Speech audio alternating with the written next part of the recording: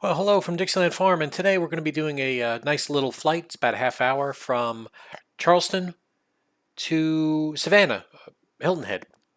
We're going to do it at night, and we're going to do it in the Metroliner 3. So right now we've got the time set to right after dusk, and it's just beautiful next plane. That's why I'm showing you. If we take a look here, here's the plane.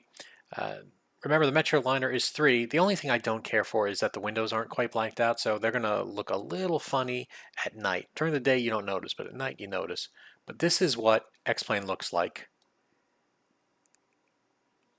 at night. Now, I do have some lighting tweaks going on here, but they're all available free and not very difficult to do. I've increased the stars just slightly, so that way it would look a little bit nicer when you're flying. But my goodness, isn't this beautiful? So we are live right now on the VATSIM network, and we're going to be doing something pretty interesting. So slant alpha navigation is radio navigation.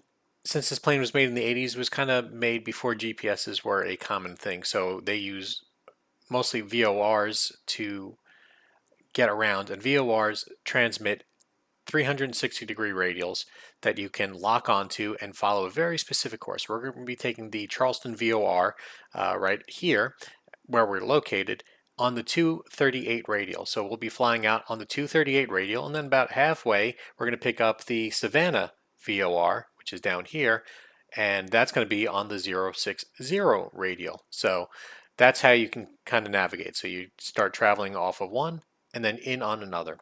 Here's where it gets interesting. We're going to be doing the ILS approach, and the ILS approach has an arc. So an arc is the radio transmitter sometimes send out a signal of how far away you are. So we can determine that at 14 miles away from the Savannah VOR, we are going to turn 90 degrees, so from 60 to 150, and start coming around this arc here. And as long as we stay 14 miles exactly, we should be able to kind of figure out an arc here. And then right at the 177th radial, we start our turn to pick up the 180 radial, roughly. And that should get us pointed pretty much directly at the ILS. Now the ILS has a 6-degree incoming signal, but that actually has its own signal, this localizer signal. So not only laterally, but vertically. So it should be able to guide us straight down to the airport. So as we come along here, we intercept at Sinba, we turn at Turb, and then right around Mislu, which is 7.7 miles away from the VOR.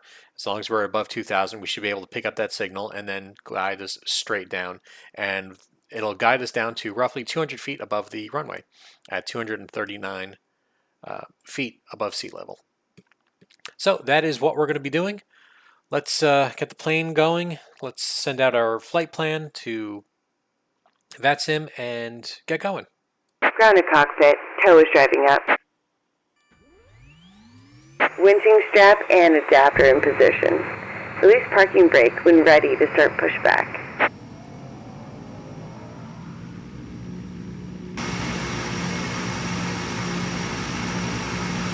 Operation complete. Go ahead and set the parking brake. Disconnecting tow. Stand by. Charleston traffic, this is Continental 5522 at the terminal. We'll be taxiing to runway 33 via Alpha and Charlie, Charleston. Alright, we are on the correct runway. Gonna hold with our brakes here, get the props going up the whole way.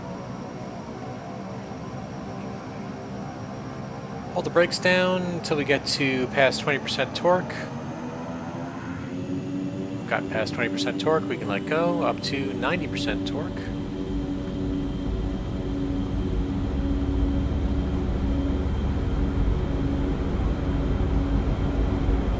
Alright, airspeed's alive. 80, continue. 100. V1, V2, and rotate. Up we go. Positive rate, gear up.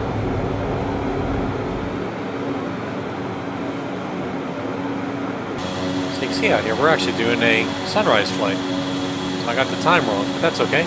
Still just as pretty. So as we overfly this field over here, we're going to get centered up on the Savannah VOR. We're about 40 miles away. And what we're looking for is 14 miles. But we still have to make a descent down, so we're probably going to have to come down to roughly 6,000. That's probably a safe altitude, so that way we can overfly another field that's in the way, I believe. So we're going to pull some power back now and start our descent.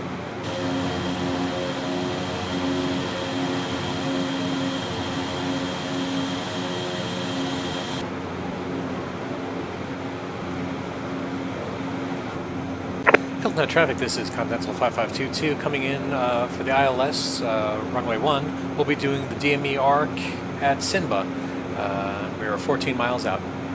Savannah, Hilton Head. Hilton Head traffic, this is Continental 5522, 10 miles out on final for runway 1 ILS. Hilton Head.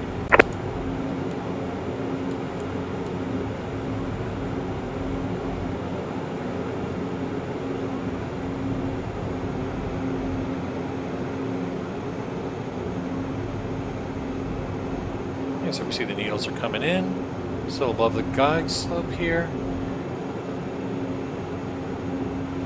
We're just keeping our eyes on those needles. So we're supposed to stay at above 2,000 here. Let's do that. Props full forward.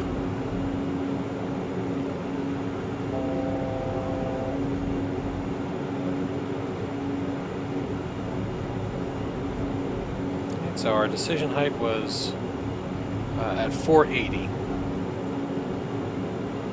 Of course, we have the field made.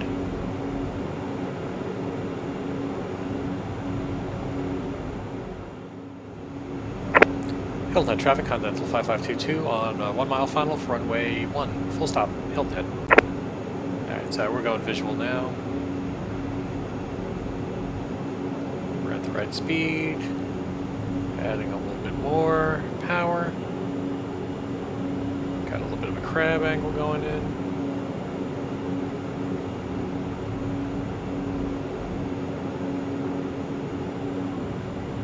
Making small adjustments.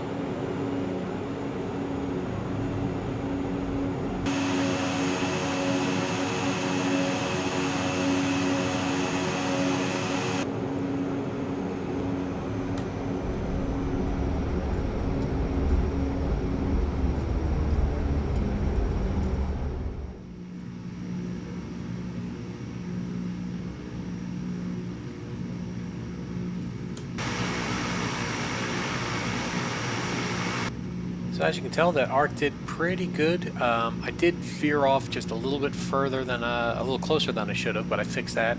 And then once I came up along, I was pretty much picture perfect. And then in we came directly into the airport.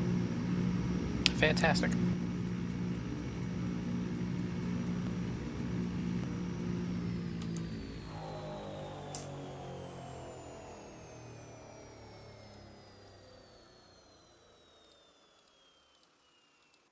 Well, here we are at basically sunup in Hilton Head. Hope you enjoyed flying along. It was fun doing the procedure, doing this all by hand. Getting a little bit better at this plane. It's been a little bit of time since I've actually been in it. It's been a long week, but yeah, having fun with it still. It's such a great plane, and the plane just got updated. Great. I added the F-mod sound, so the sounds were a little different. Just a joy to fly, so, and especially hand fly. So from Dixieland Farm, thanks for watching. Take care.